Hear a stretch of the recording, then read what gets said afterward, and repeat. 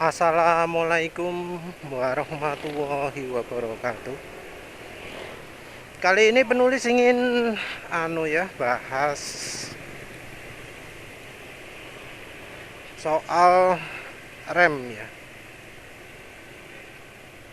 Mengapa pakai rem belakang itu penting?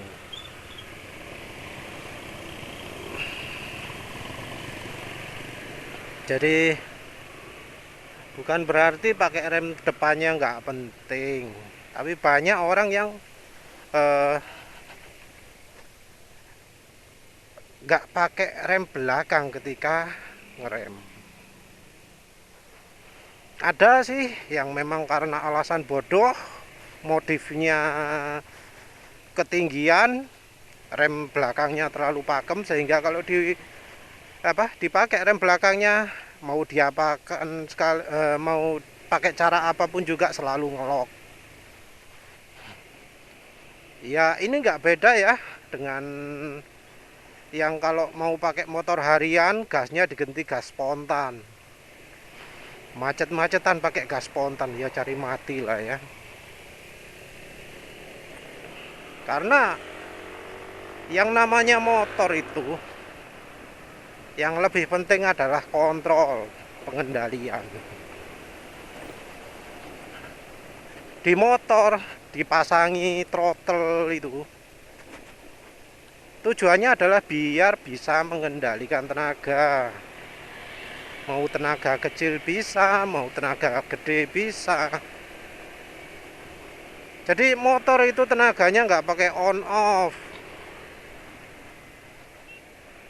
nggak langsung pencet nyala dong gitu, nggak. Dulu pernah sih penulis ngalami kayak gitu ketika kawatnya throttle-nya itu putus. Caranya tahu nggak? Pakai kunci kontak. Jadi kalau mau pelan kuncinya matikan, begitu mau nyalakan lagi kuncinya nyalakan lagi, dot langsung banter. Gak enak plus ya, itu bodoh sekali kalau mau pakai gas konstan ya, gas kontan di harian. Di balapan pun nggak semua balapan butuh gas kontan itu. Kalau balapan sirkuit justru butuhnya itu adalah tenaga yang bisa dikendalikan.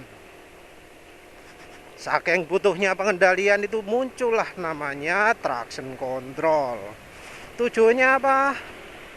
Ya tujuannya biar kalau ngegasnya nggak kegeten, nggak terlalu besar. Jadi traction control itu kasarannya kalau misalnya gasnya di pol, di tikungan, itu ECU akan menyesuaikan sendiri sehingga gimana caranya tenaga yang dikeluarkan itu pas sesuai dengan grip maksimal di tikungan, nggak terlalu lemah, nggak terlalu kencang. Ini bicara traction controlnya MotoGP ya, bukan traction controlnya yang anti slip di NMAX atau PCX. Jadi pengendalian tenaga itu penting. Untuk pengereman juga begitu. Pengendalian kemampuan pengereman itu juga penting. Cuma ABS itu level yang sekarang kebanyakan masih belum seperti traction control akselerasi. Kalau untuk pengereman itu yang maju sepertinya ya Kawasaki itu. Dia memprediksi grip ban juga. Jadi ABS-nya nggak cuma sekedar anti selip ya, tapi juga bisa maksimal gripnya, ngeremnya itu maksimal.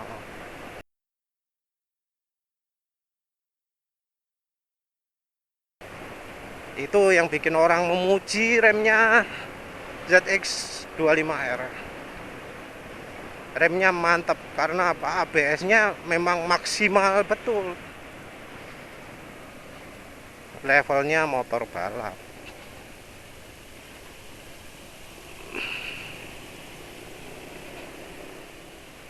Jadi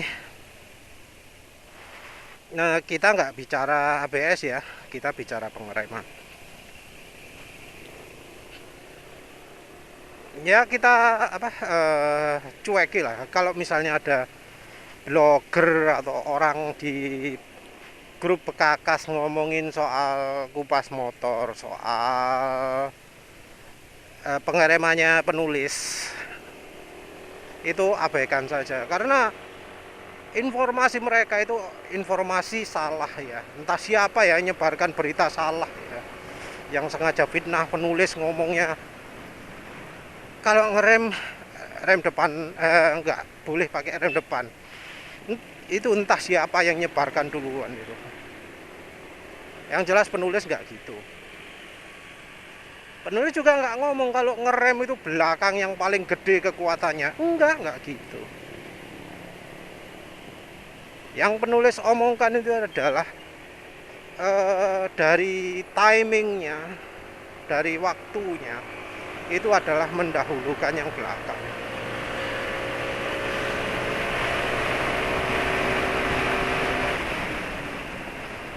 Mengapa kayak gitu? Ya kita bicara kebiasaan dulu lah ya. Penulis itu melarang pakai rem depan itu karena yang diajarkan di pengereman Indonesia itu kurang. Nggak sama lah dengan yang di luar negeri itu. Untuk soal pengereman itu apa yang biasanya diajarkan? Ada yang ngajarkan soal squeeze, maksudnya ditekan pelan-pelan gitu ya. Ada juga yang ngajarkan ngocok, walau terbukti nggak sebagus kalau biasanya. Lainnya apa lagi ya? Itulah ya. Yang jelas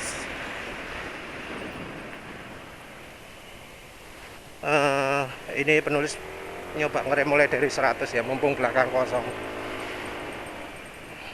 Itu belakang masih pegal megol, yang depan masih belum bisa maksimal. Ya maklum ya, agak sulit untuk ngerem maksimal itu.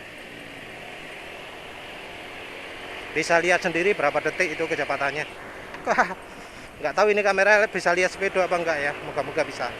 Tadi itu jalan lebih dari 100 terus ngerem hingga kecepatannya 15 itulah kira-kira.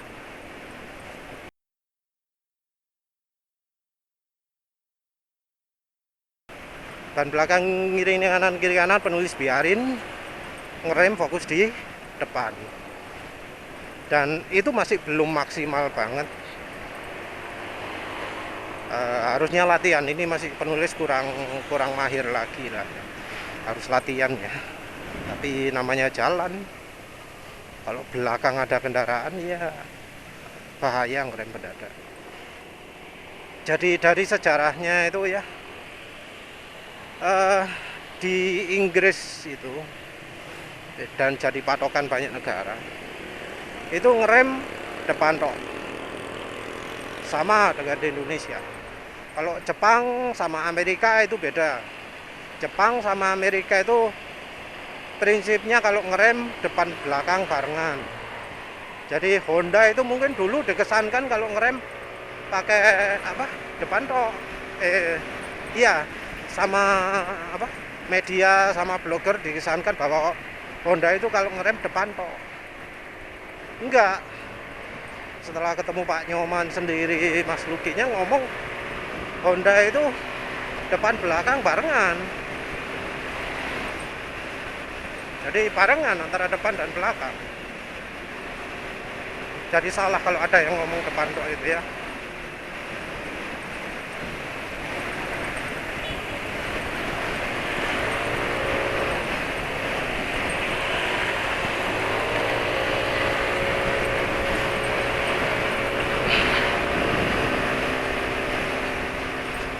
Ya,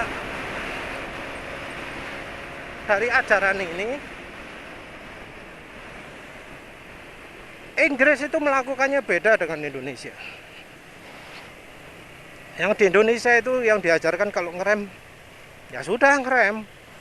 Jangan kencang-kencang, ditekannya harus bertahap gitu ya.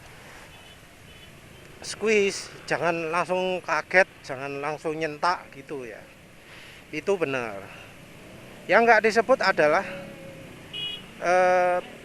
harusnya ngerem itu disesuaikan dengan grip ban depan. I start off on the rear and then you taper off. You taper off the rear brake as you're going more and more and more with the front. Grip ban depan itu berubah-ubah. Grip ban depan itu berbeda. Jadi grip ban depan itu makin lama makin pakem.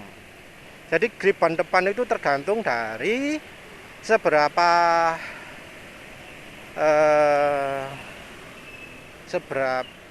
besar perlambatannya, deselerasinya seberapa besar. Jadi itu G-nya itu berapa, makin besar perlambatannya, jadi makin cepat perlambatannya, makin besar grip ban depan, karena bobot motor jadi pindah ke depan semua. Kalau masih nggak ngerti, antara ngerem jalan kering dengan jalan basah, jalan licin, itu distribusi beratnya pada saat jalan licin lebih kecil, karena kemampuan pengeremannya lebih kecil juga.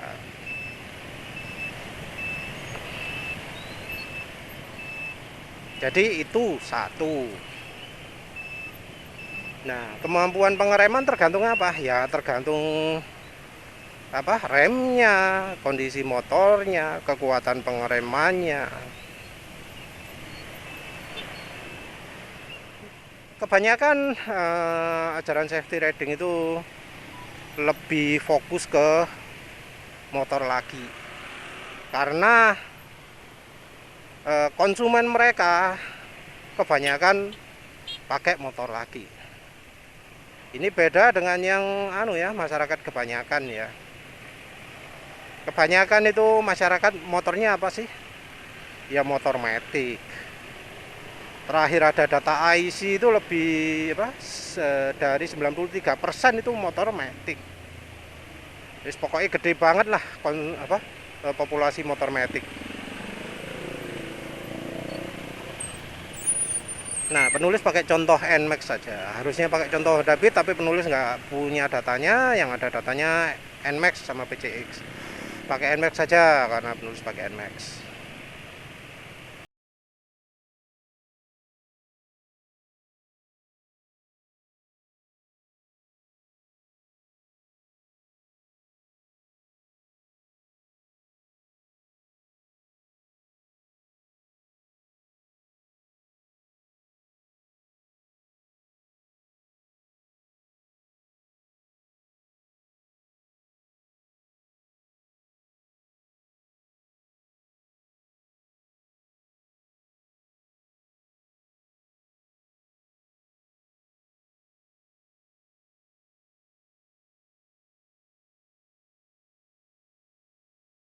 Data berat nggak ada, harusnya gampang sih ya, timbangan 150 kg, nimbang ban depan, nimbang ban belakang cukup sambil dinaiki itu.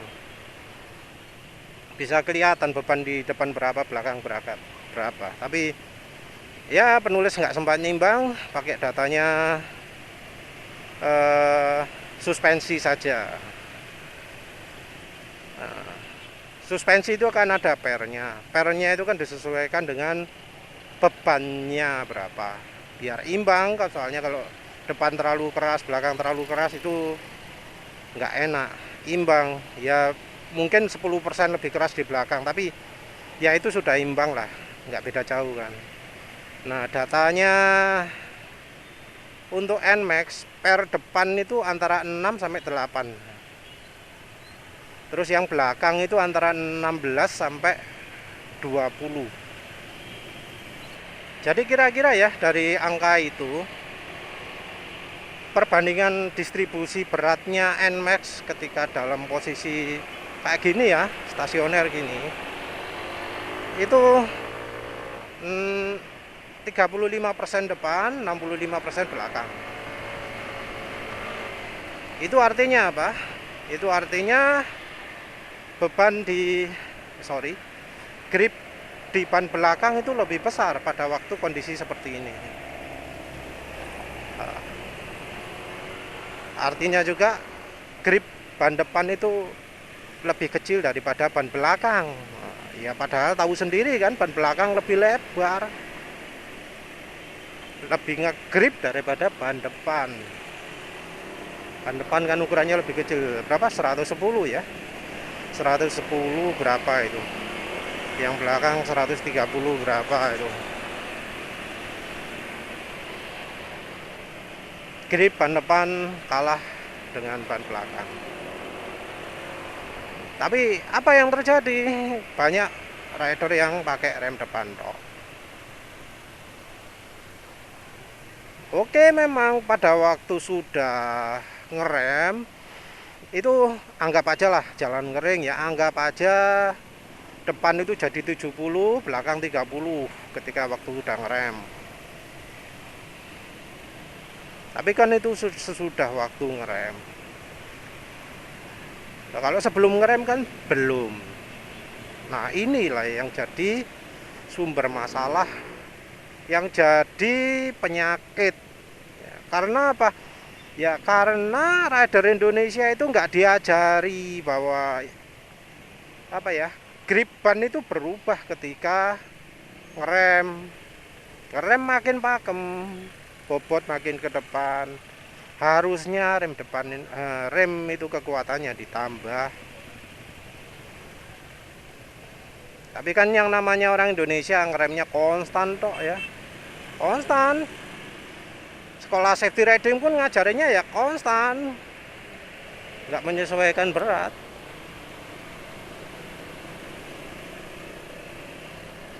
Jadi kalau teorinya ya, kita lihat ban depan lah. Ban depan awalnya distribusi beratnya, bobot yang ditanggung ban depan itu adalah 35%. Setelah melakukan pengereman jadi 70%.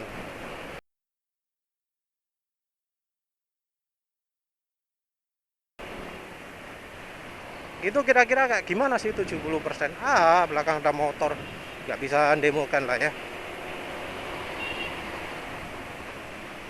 Jadi ini saat santai ya, saya ada motor deh. Terus ngerem mendadak, sih gitu ya. Itu bagian depan saat awal-awal 35, sesudah itu jadi 70. Nah, rider Indonesia itu biasanya kalau yang sudah kapok jatuh karena dia pakai rem depan dulu, dia itu ngeremnya depan terus pakai konstan. Jadi misalnya gini, des gitu ya. Jadi gimana caranya awalannya nggak selip. Nah, padahal awalan nggak selip itu saat grip ban masih 35.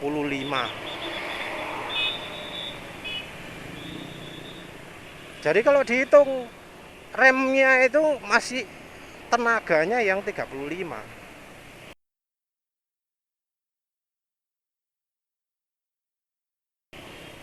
Harusnya tenaga pengereman itu makin lama makin kuat. Maaf penulis nggak bisa nyontoi ya, belakang banyak kendaraan. Jadi harusnya makin lama makin kuat. Jadi pertama itu pakai kekuatan sesuai dengan grip yang 35% itu. Berikutnya pakai grip yang 70%.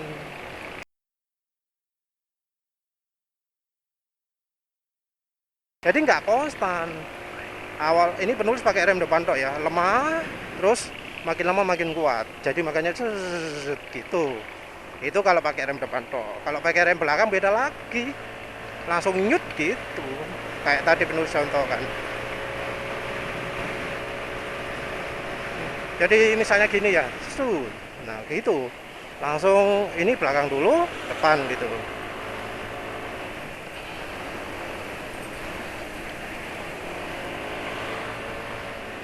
Nah awalannya itu harusnya ya depan itu lemah, terus makin lama makin keras.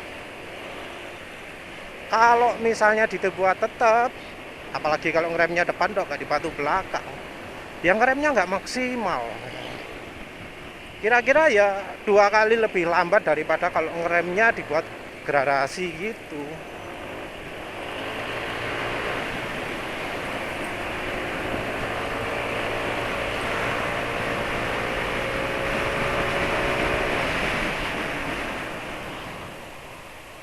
Ini ya penulis tadi ngerasakan ngerem itu awalnya depan kurang pakem Pak, terus itu tadi masih bisa dibuat lebih pakem lagi ya.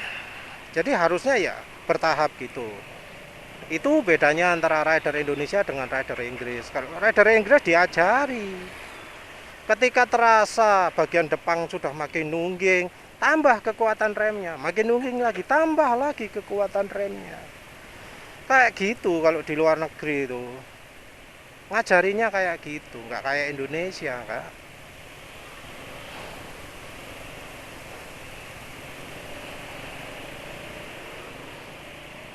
Nah sementara itu yang belakang gimana?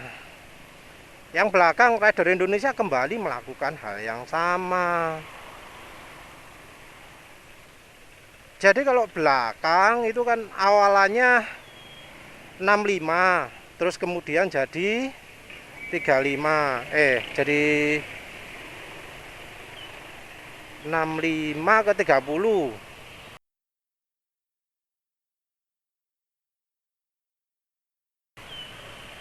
Belakang awalannya gripnya gede. Nah, ketika ditekan harusnya tenaga itu diturunkan. Nah, salahnya rider Indonesia gitu. Grip awal yang dipakai acuan, jadi dia pakai grip 65%. Padahal sesudah itu gripnya hilang, berkurang jadi 30. Dari 65 sampai 30, kurang dari 2 kalinya. Hasilnya apa? Di tengah-tengah pengereman, grip ban belakang hilang.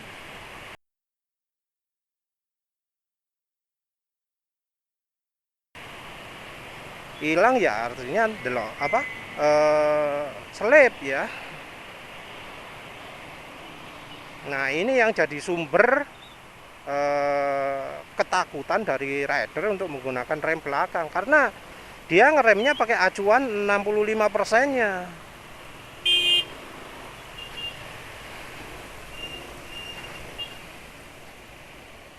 Padahal harusnya nggak perlu seperti itu.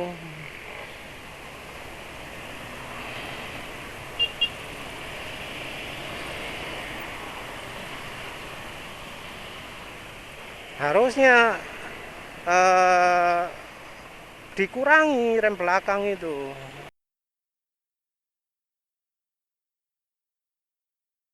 Atau kalau misalnya merasa sulit mengurangi kekuatan rem, ya karena waktunya sangat singkat ya, tadi penulis ngerem nggak lebih dari sedetik semua ya, termasuk yang dari kecepatan 100 tadi rasanya kurang dari sedetik kan ya.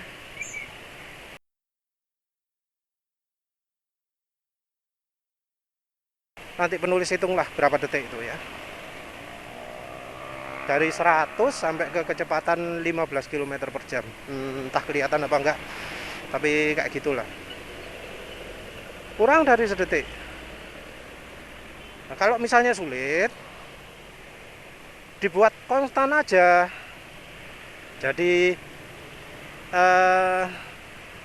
dibuat kecepatannya itu kekuatannya itu langsung ke 30% aja.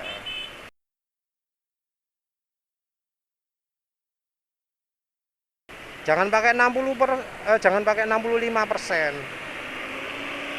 Acuannya pakai ke yang 30% aja. Jadi wis gak usah kenceng-kenceng lah. Dibuat lemah tok, pokoknya yang depan bisa ke tarik ke bawah.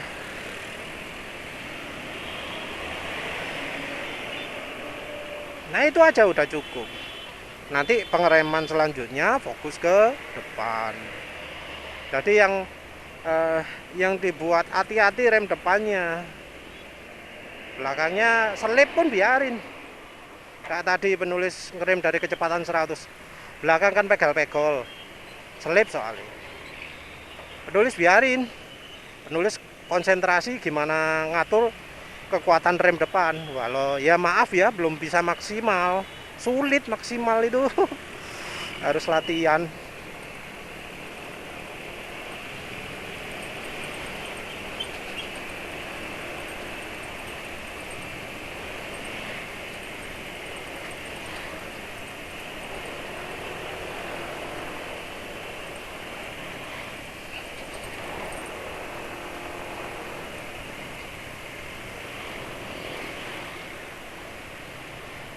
Kalau seringnya berkendara itu sendiri, ya pikirkanlah ya. Ini kan penulis alami sekarang di NMAX itu, rem belakang itu terlalu pakem.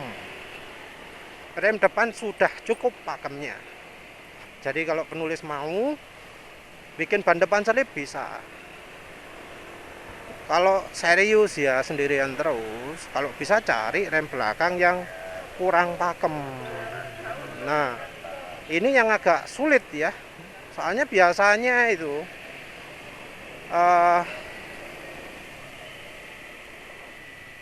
orang jual kampas rem aftermarket itu nyarinya yang lebih pakem.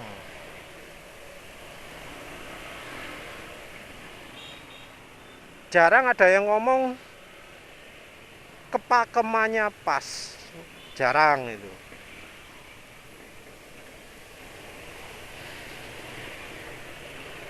Jadi seringnya ngomong pasti lebih pakem. Padahal nggak butuh kita yang lebih pakem. Yang butuh itu yang pas.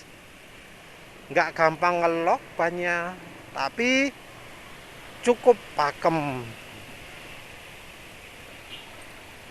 Itu yang sebenarnya kita butuhkan. Ada yang sampai sengaja milih beli kampas rem buatan Cina. Enak, empuk, ke atas, pas, gak gampang selip, enak itu kayak gitu. Tapi penulis sendiri ya mau gimana lagi ya, beli kampas rem itu kayak beli kucing dalam karung ya. Susah.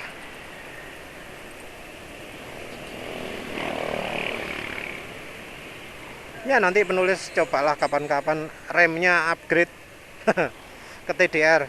Lihat TDR-nya itu termasuk yang ngerti nggak kebutuhan itu. Kalau remnya sampai over pakem itu ya berarti TDR nggak ngerti. Ada juga merek Elik. Tapi merek Elik itu ada beberapa komentar nggak pas juga ya. Jadi beberapa pengendara NMAX, PCX itu bilang Elik nggak lebih pakem dari aslinya.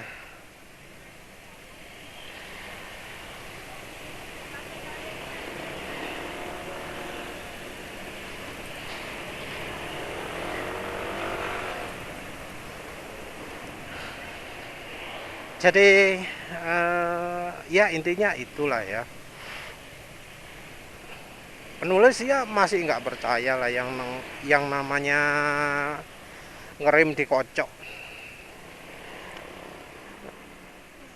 Teknik ngerem konstan ini membantu ngerem bisa maksimal, nggak bisa membuat pengereman maksimal. Jadi kalau tenaga pengereman konstan, efeknya adalah belakang jadi selip, depan itu kurang pakem. Jadi kalau kita lihat videonya safety riding, sering dicontohkan ban depan ngelok, ban belakang ngelok, ban depan itu kurang gripnya. Entah mengapa kalau safety riding itu sering nyobanya di jalan yang berpasir ya, agak berpasir. Ya mungkin karena lebih aman ya kalau dibuat praktek-praktek kayak gitu. Jadi jalannya ada sedikit pasirnya. Kenapa lebih aman? Karena kalau untuk demo ban belakang selip itu lebih aman. Jadi kalau ban belakang selip kan biasanya didemokan sambil sambil miring-miring gitu toh. Sret gitu. Nah, itu saat ban belakang kembali ngegrip, kalau jalannya bersih, mulus dan lengket, begitu kembali ya langsung munting high side. Makanya mungkin karena itu nyobanya di jalan yang agak berpasir, jadi jalan yang gripnya separuh-separuh.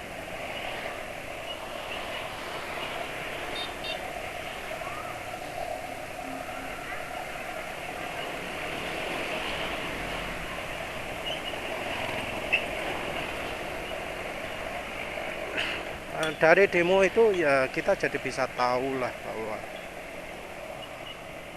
ya yang ngajari pun nggak menerapkan ajaran yang kayak di Inggris itu, yang makin lama makin kuat untuk depan dan yang belakang itu makin dikurangi. Nggak ada yang mengajarkan hal itu di Indonesia. Kalau Indonesia kayaknya lebih fokus ke dikocok ya. Jadi ngajarkannya untuk emergency brake dikocok, padahal ngocoknya jadi bikin lebih lama. Itu pun nggak membantu pengendalian.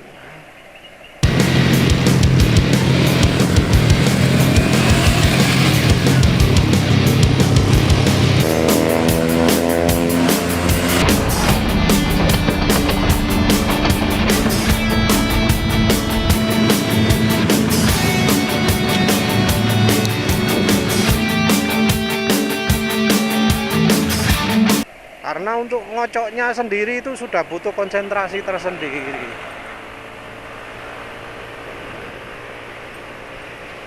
Jadi gara-gara ngocok itu konsentrasi lain buyar.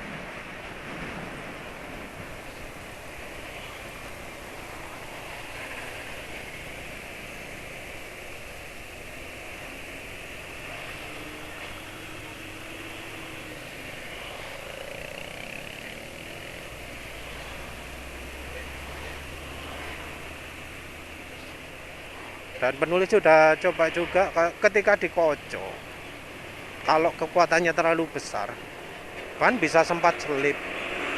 Kalau untuk motor laki mungkin no problem. Kalau untuk motor matic, itu nggak bisa ditoleransi. Selip sedikit jatuh dah. Penulis ya pernah kok jatuh gara-gara pakai rem depan tok.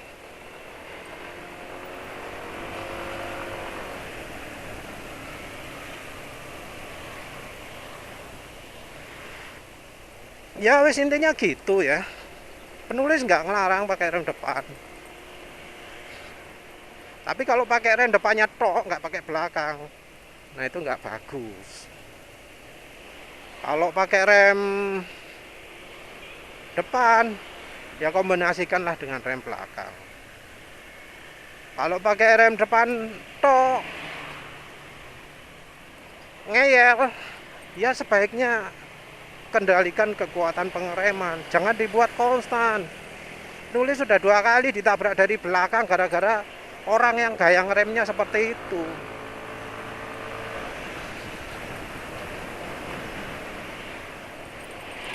Bagaimanapun juga ini motor harian. Motor-motor GP aja rem belakangnya kepake. Oh ya, bicara soal motor GP. MotoGP lo, lihatin upgrade-nya kayak gimana. Apa rem belakangnya dibuat dual kaliper? Enggak. Dibuat dual cakram? Enggak. lihat aja remnya Alex Rins ya. Alex Rins itu remnya kecil loh ya, sudah kecil dikasih bolong-bolong lagi.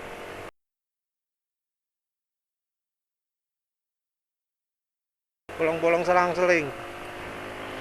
Jadi sepertinya rem itu biar cepet dingin walau sering dipakai.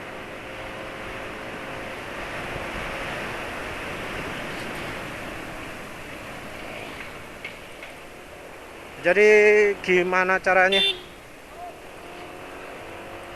Gimana caranya rem itu nggak ngelok kalau dipakai? Jadi sama apa Alex Rin itu kayaknya mintanya malah yang kecil, dia nggak minta yang besar, rem depan yang besar, karena ya itu kekuatan pengereman depan ketika sudah ngerem memang besar. Sementara yang belakang itu butuhnya biar nggak ngelok, terus membantu awalannya, karena waktu awal-awal distribusi berat itu nggak di depan, gripan depan itu masih belum besar ketika awal ngerem, dan kekuatan pengereman belakang nggak butuh besar-besar, yang penting ada awalan gitu aja, nggak perlu get, cukup kecil aja. Dan kalau misalnya terlalu pakem bawaan motor, ya kalau pingin aman dibuat nggak pakem lah. Kayak penulis ini, penulis ternyata ya beberapa hari ini nyoba ngerem emergency ya. Coba praktek rem emergency, ngelok terus. Ya penulis jadi kepikiran untuk ganti rem belakang yang nggak begitu pakem. Kepakemen rem belakangnya. Yang untuk rem depan entah mengapa ya, NMAX penulis kok rem depannya pakem, padahal yang lain-lain ngomong nggak begitu pakem. Padahal tahu sendiri kan penulis kalau ngerem ya wis kayak gitu itu, cuma kurang dari setengah detik, kurang dari 1 detik. Sementara ya demo-demo lain kan biasanya remnya berdetik-detik.